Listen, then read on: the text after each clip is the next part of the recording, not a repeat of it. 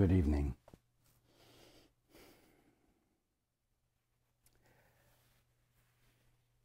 We will not be reading from the book again tonight, and so before we begin, let's take a few moments to be quiet together.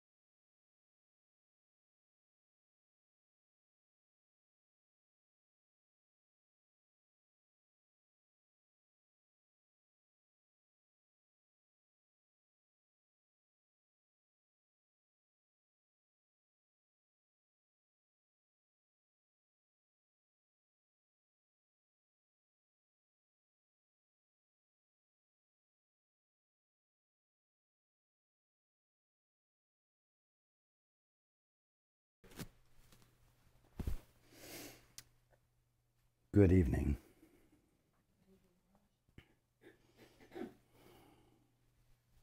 And welcome to everyone who's joining us on the internet.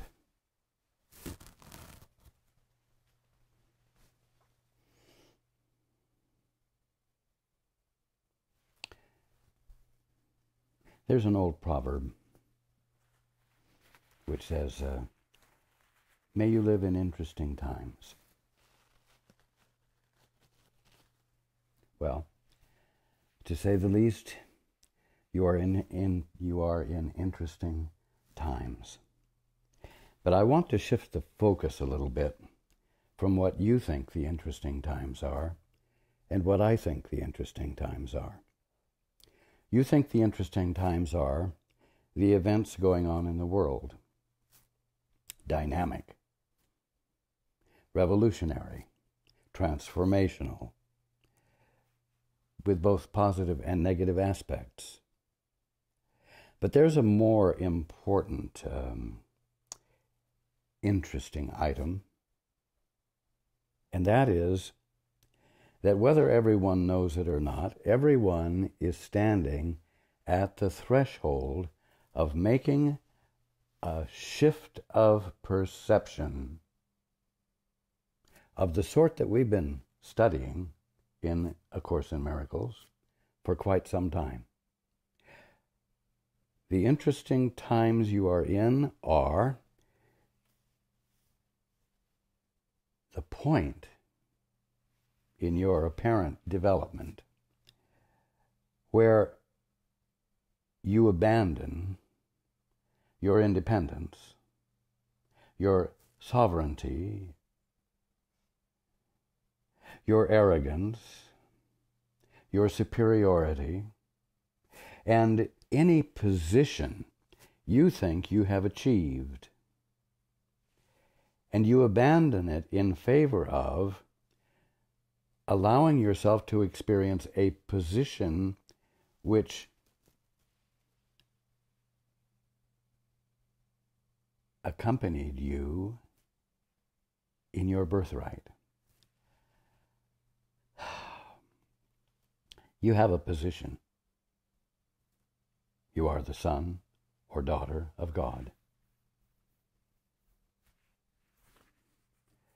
Significant position.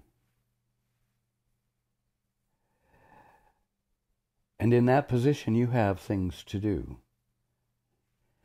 Things that are different from the things you've done as a self-authorized, independent organism who has no divine father and who has no divine birthright, but who arose out of matter and develops in matter and dies as matter and perhaps does some incredible things in the process.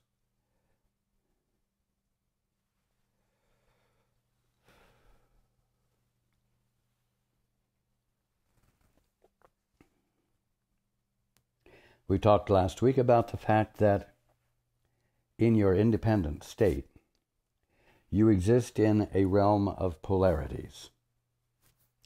It's unavoidable, it's inescapable. But in your divine birthright, there are no polarities. There is infinite unity. Infinite meaning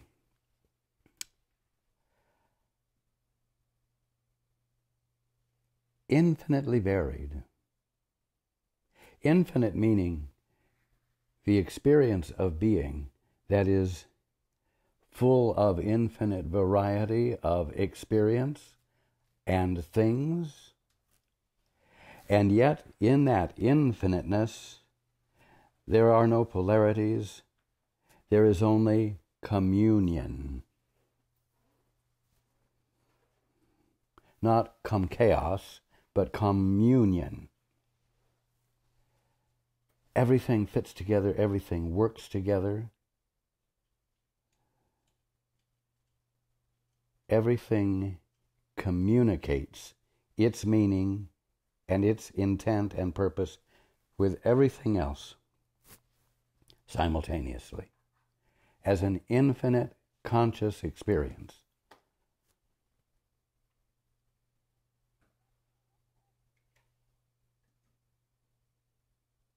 Free of fear, full of love. Now, it's imperative that everyone recognize the fact that in the realm of your birthright, where you are the son or daughter of God, where there is unity, everything moves and has its being in the context of and the substance of love. There are no polarities in love. And it's important to understand that love does not exist for the purpose of resolving polarities.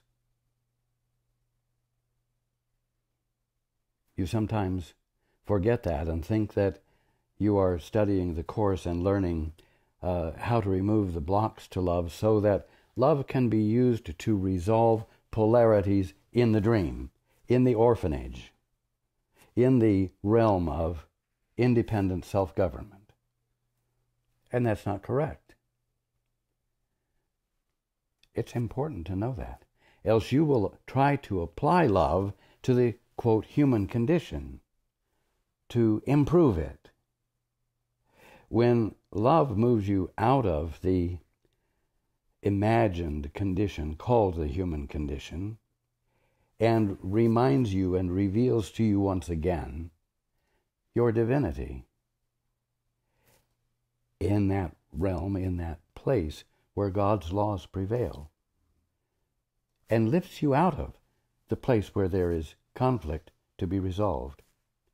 It lifts you out of the perception, the misperception of everything, where conflicts need to be resolved, and uncovers a new perception of everything you've already been looking at in this level or realm of unity, where there is no polarity, where there is nothing to resolve, and where pure harmony is the rule and the experience forever. And so what you call the human condition, what you call the material world and universe, becomes to you transformed by the means of the scales falling from your eyes, the ignorance falling away from your vision, so that you might see the kingdom of heaven that it has been all along. Now, everyone on your globe at this time is being called by one of two teachers. And at the moment, the teacher that's calling to everyone is the voice for fear. It's the voice that prevails in the human condition, in that place where you claim an independent, autonomous position of power. And you know what its function is? Its function is to get you off your ass and resolve some polarities, and to get you on the positive side, in the positive polarity, you see. Get in there and do something so that the negative aspect of the polarity becomes perhaps a little invisible, so that you're not really threatened by it. Fear always calls for self-preservation. If you're experiencing fear, it's because you are feeling threatened, and you are feeling the need to preserve yourself. Now, mind you, the voice for fear, not being the voice for truth, is never going to bring your attention to the Father, is never going to bring your attention to the holy instant, in which God's laws prevail, and in which there are no polarities, and in which, because there are no polarities, all apparent polarities cease to assert themselves and vanish, and healing occurs.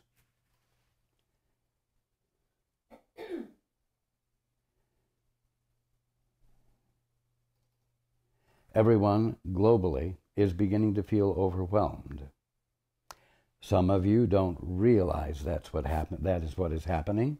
You know that events are occurring that are dynamic, and of course the media is picking up on these dynamics and are sharing them with gusto and relish to everyone, because it keeps the attention on their newspaper or their TV station and generates income for them, and supposedly helps you in the process to know the truth, except that so very often they are promoting their own agendas that have nothing to do with your well-being, and they occupy your time, as I said last week, with speculation that doesn't lead anywhere, that does perhaps stimulate your thinking, but which, because of the vitality of the energy, causes you to become excited, in the sense of uneasy, in the sense of revved up, without peace.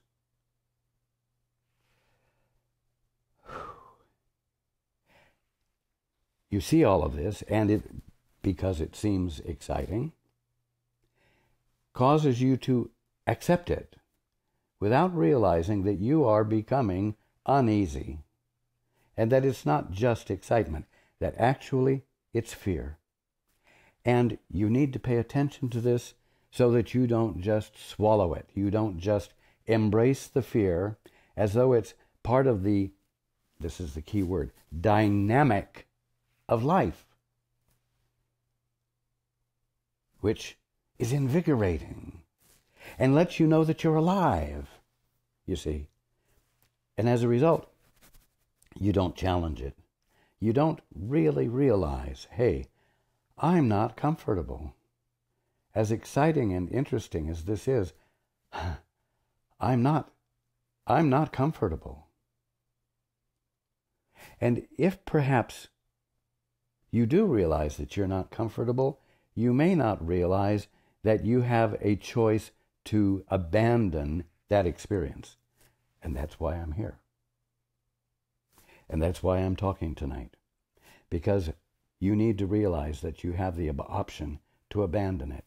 And you need to realize that the process of abandoning it is a very fundamental act that doesn't just, quote, improve the human condition, unquote, but actually moves you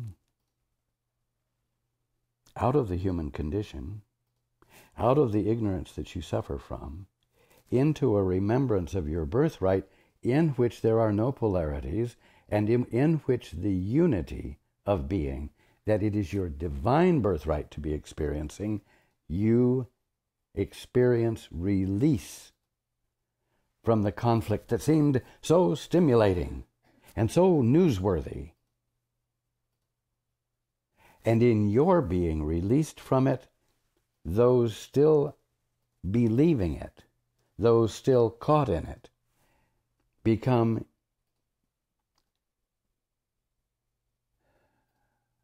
blessed by a capacity to see the truth more easily. Your withdrawal from the valuing of ignorance and illusion causes it to be easier for those still caught in it to abandon it. It causes the illusion to be less dense, less compelling.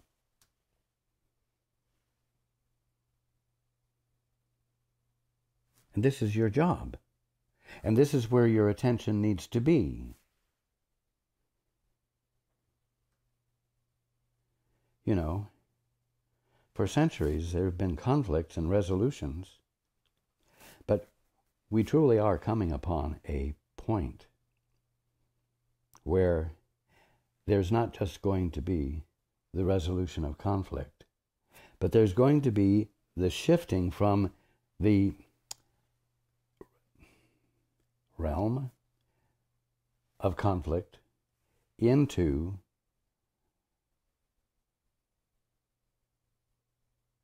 the conscious awareness of being that you, as the son or daughter of God, deserve to be experiencing because it's your birthright, and there's really nothing else real for you to be experiencing. Now, you all can be good Christians, or you can be good religious people, or you can be good students of the course, and find a way to make the best of a bad situation, the best of the conflict that's going on, so that you might come through somewhat unscathed and still be where everyone was after the Crusades. Still asleep, still dreaming dreams, still experiencing the human condition. Or you can, because of your education relative to the truth and A Course in Miracles, use this opportunity to make the shift. What shift? Not from a disastrous world condition to an excellent world condition, but a shift from your allegiance to the voice for fear to an allegiance to the voice for truth. A shift which wakes you up, which ends the illusions, which ends the conflict forever.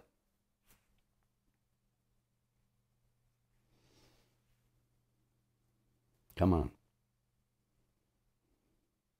Either everyone is expecting Armageddon, or everyone is expecting the rapture, the upliftment of mankind. Well, let's stop having those polarized dynamics as interesting ideas to talk about, think about, and let's, right now, begin to act out the choice of choosing for the voice for truth,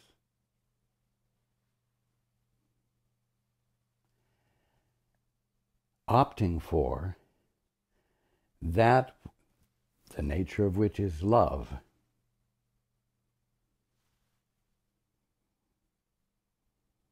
so that you might be the agent for change here that heals an injured world, I'm going to say.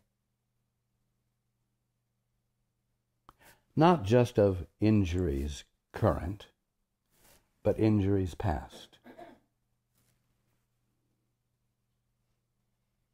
And that reveals each one of you and everything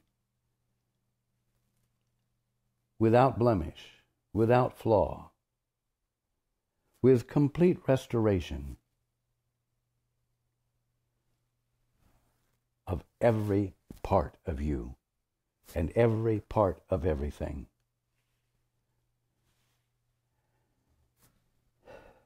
You know what? Fear is an artificial sensation. You know, we say, oh, when the fall occurred, or when you got your divorce from the father, two things came into play, fear and guilt. Well, I'm going to tell you something. Fear is an artificial sensation, and guilt is an artificial sensation. So let's not be treating fear and guilt with such respect as though they are something. They're artificial sensations. They do not mean anything in the context of God and God's allness. They have no meaning whatsoever. And because God is all, they never have had any actual meaning. Therefore, they are not anything actual to overcome or deal with. You can't do anything to that which is an artificial sensation. But you can shift your attention to love.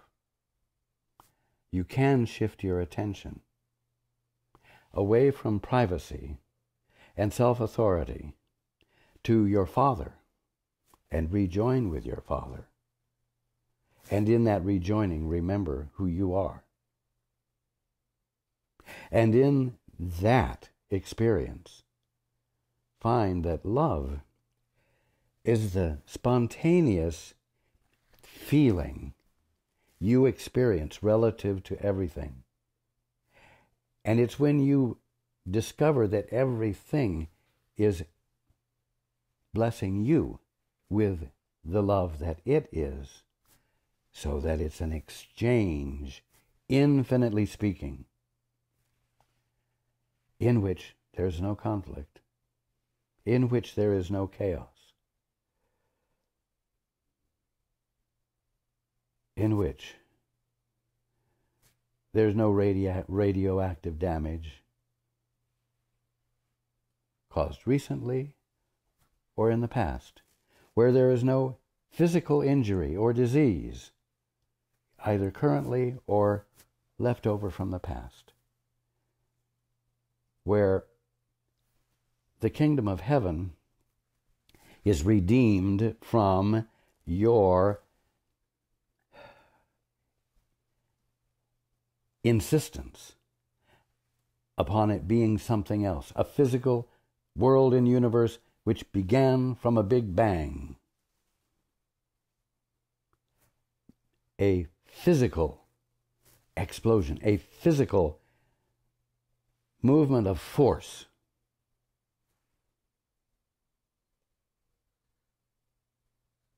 inherently polarized from the get-go.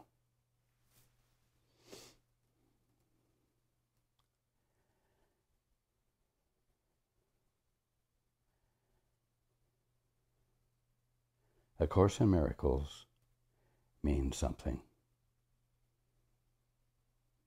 It's true. It doesn't really mean working miracles.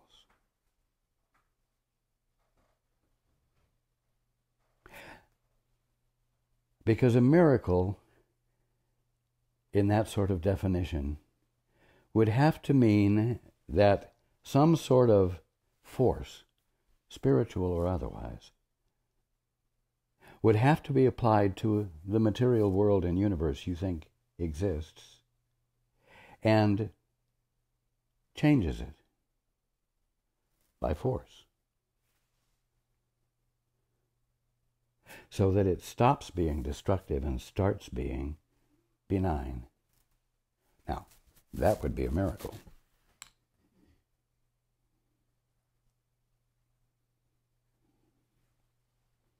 But no, A Course in Miracles is about shifting your attention from the voice for fear and giving your attention to the voice for truth, which is the Holy Spirit, which is that which is nothing more than your right mind. And in that shift, becoming unpolarized and unconflicted yourself.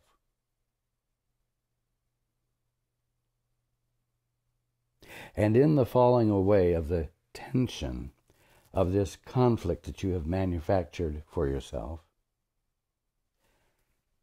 what you really are, what all of creation really is, in its benign, unified aspect, registers with you, and it looks like a miracle has happened, because infirmity, illness, death are undone. Damage is undone. The true nature of everything simply registers with you once again, awesomely registers with you once again. That seems miraculous, but I promise you that the uncovering of the divinity of everything, the uncovering of the divineness of everything that has characterized everything forever, that occurring is not a miracle.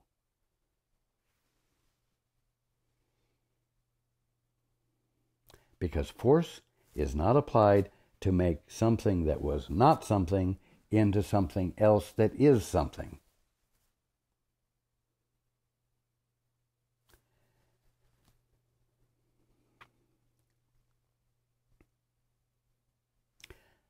You are not going to be able to use love to bless the island of Japan. You are not going to be able to use love to bless the area around Chernobyl. You are not going to be able to use love to bless a cemetery so that all those who have died come forth. You cannot use love to undo an illusion. Love serves to open your eyes to what God has been being all along, in spite of your false definitions applied to everything and the conflict it has created for you. I know I am repeating myself over and over and over again, but I am repeating a simple truth that it's almost impossible for you to believe, because it is so simple and because it flies in the face of your experience.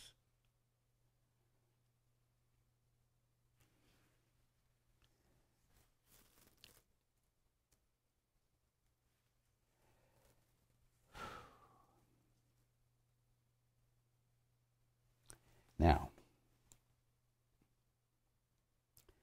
the conditions in the world are distressing. Even the ones that seem to be positively oriented seem to be occurring in the context of conflict. And so even that which has excellence is strenuous.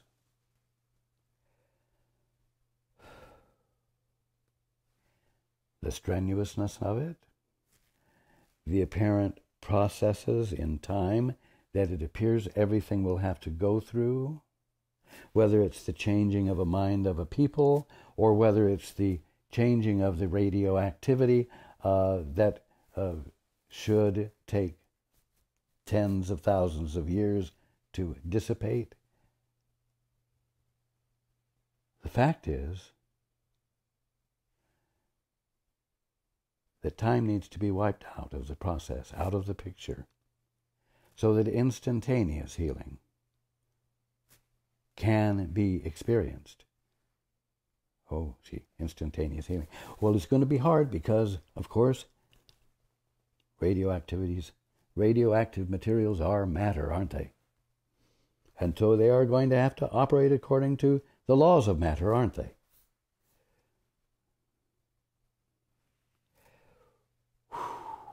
No. No. No. No. No. No.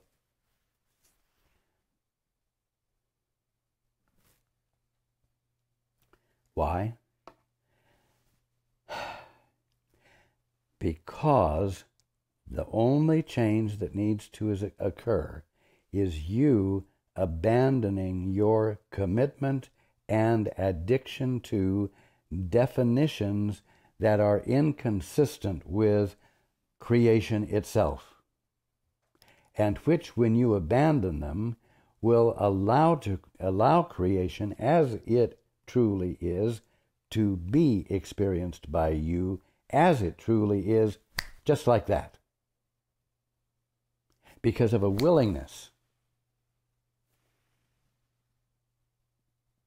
that wasn't argued against, because a commitment was abandoned, and there was a willingness to embrace what seemed to be, quote, the impossible, unquote. Now, there's a need for this today. There is a need for this today.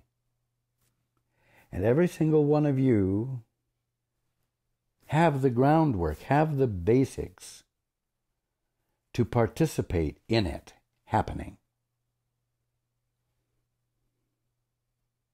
And so I am pushing you, yes, and I am inviting you, yes.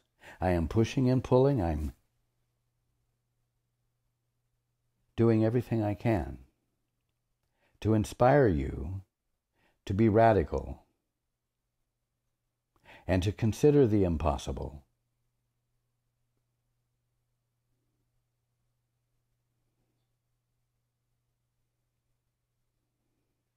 So that there might be ascension, so that there might be awakening. It's time. It's time for all of these artificial experiences, all of these artificial sensations, and all of these artificial perceptions to simply give way to clarity. What you might call a change of mind. Not that you have decided, I'm going to change from this to this, but where, in your defenselessness, you suddenly find yourself seeing differently. You suddenly find your perspective changed. You suddenly find fear absent. You suddenly find love present. You suddenly find safety to be an absolute.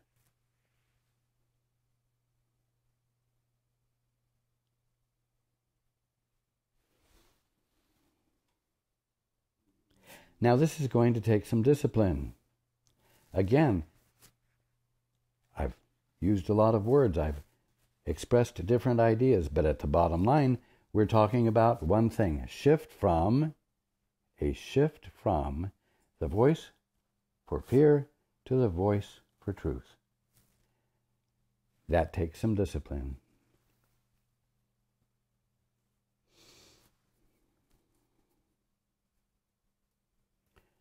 When you want to gather information, which teacher are you going to go to?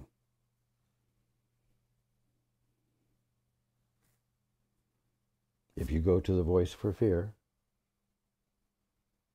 you're going to find it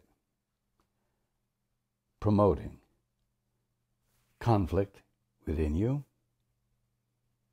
exhaustion within you.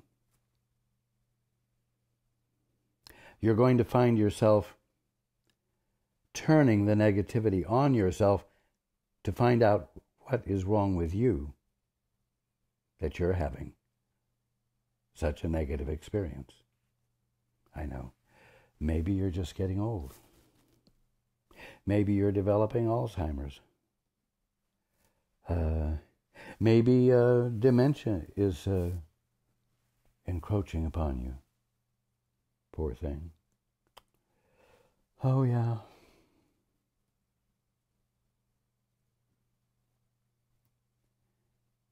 When you're indulging in that frame of reference, when you're listening to the voice for fear, anything that causes you to ultimately suffer and die will be justifiable.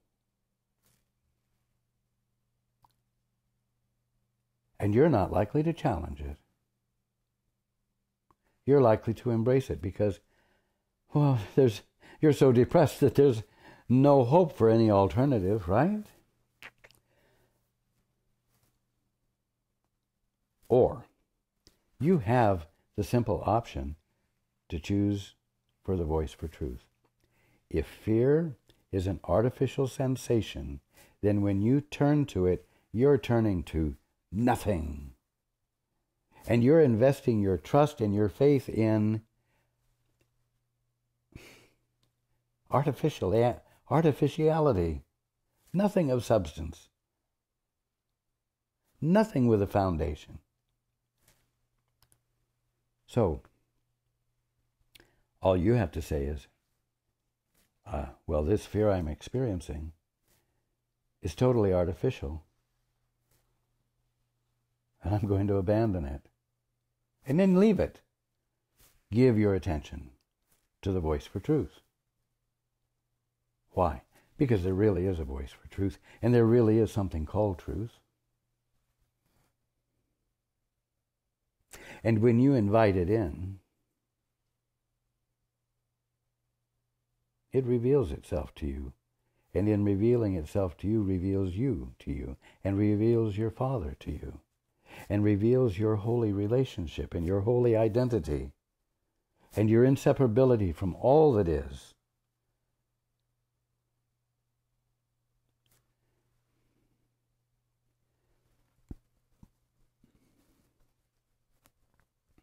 You know what? As I've said before, those who seem to be in the thick of the dynamics that are going on today, because they are in the thick of the dynamics, find it difficult to witness for themselves. You're not in the thick of it. And so you can witness for them. If you choose for the voice for truth,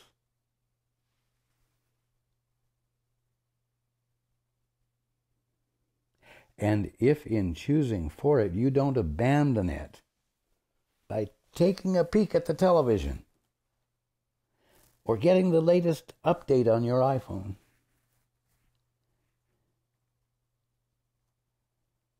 don't go to the voice for fear, because it will have only one effect.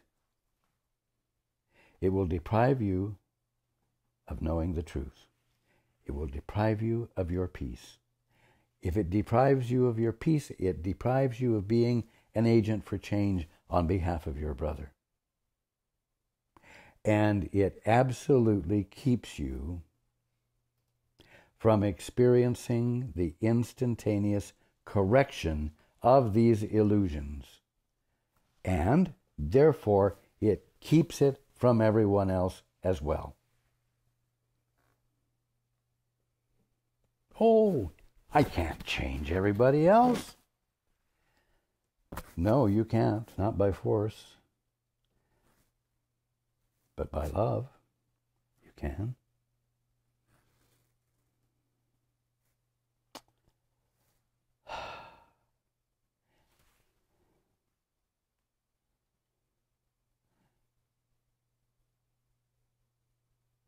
Don't try to change anyone else.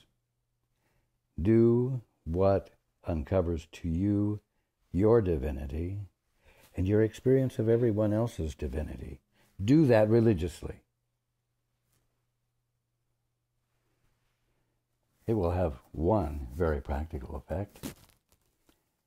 Depression will not bother you. Fear will be nowhere near you. Peace will consume you. And that peace will bless everyone and everything. That's your function. That's your purpose. And that's your fulfillment. That's your job.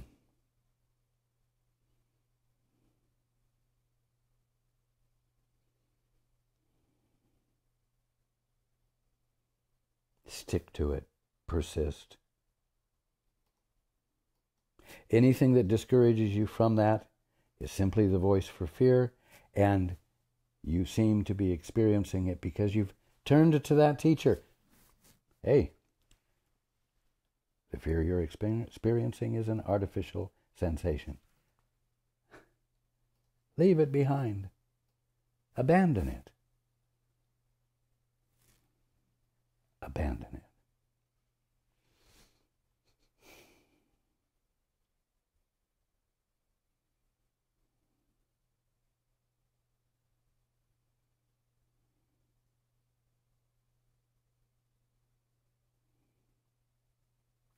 Be one of those who, we'll say, has come into the human experience for the purpose of lifting all of mankind out of it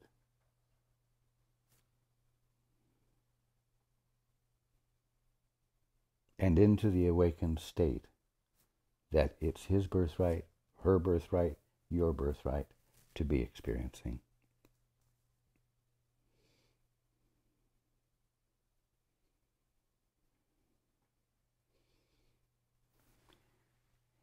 You have the support of the Holy Spirit. You have my support.